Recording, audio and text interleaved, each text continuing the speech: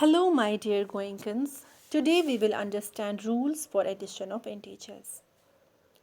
As we have already discussed in our Zoom classes that it's not always convenient method to use number line for addition of numbers. Why? Because sometimes we are having numbers that are greater in magnitude, like we are having 2-digit numbers or 3-digit numbers. So at that time, representing such numbers on number line and then adding them is a time consuming method and not a feasible method as well.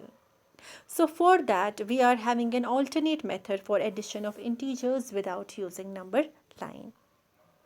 So let us consider the cases first and then let us discuss the rules for the same. The first case is that when we are having integers with same sign. That is, if we are having two integers and both the integers are either positive or negative. At that time, the rule to be followed is here. That is, the sum of two integers with same sign is the sum of the absolute value with the sign of the integer of the greatest value. Now, what does that mean? For example, we are having two integers as plus 9 and plus 2, and we have to add them. Now you can see both the integers are having same sign. So when integers are having same sign, at that time we have to find the sum of their absolute values. Now we know what is absolute value. Absolute value is the distance of an integer from point 0. Since distance cannot be negative, so we always have the absolute value of an integer without a negative sign. In other words, we can say that the absolute value of an integer is the value of an integer without its sign. So the absolute value of plus 9 is 9 and the absolute value of plus 2 is 2. Now since they are having same sign, so we have to add them. Now 9 plus 2, it is equal to 11. Now, is it a positive 11 or a negative 11? For that, we have to again consider these two numbers. Among 9 and 2, 9 is the larger number. But what is the sign with 9? The sign with 9 is plus. So, the sign of the sum is also equal to plus. Let us consider another example where both the integers are negative integers. Suppose we are having one integer as minus 7 and we are having one integer as minus 3 and you have to add them. So since both the integers here are having same sign, so what we have to do? We have to find the sum of their absolute values. So what is the absolute value of minus 7? It is equal to 7, and absolute value of minus 3, it is equal to 3, and 7 plus 3, it is equal to 10. Now, is it a positive 10 or negative 10? For that, we again have to consider these two numbers.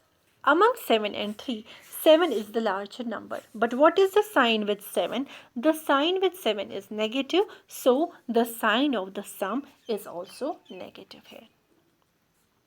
Let us consider case 2. Case 2 is that when we are having integers with different sign. Different sign means one of them is positive and another is negative. So the rule for such case is as the sum of two integers having opposite signs is the difference of the absolute values with the sign of the integer of the greatest absolute value. Now what does that mean? Suppose we are having two integers as minus 10 and plus 7 and we have to add them. Now you can see that both the integers are having opposite signs. That is, one among them is positive and another is negative. So when we are having integers with different signs or with opposite signs, at that time we don't have to find their sum, but we have to find their difference. In the previous case, we were having integers that were having same signs. Same sign means sum.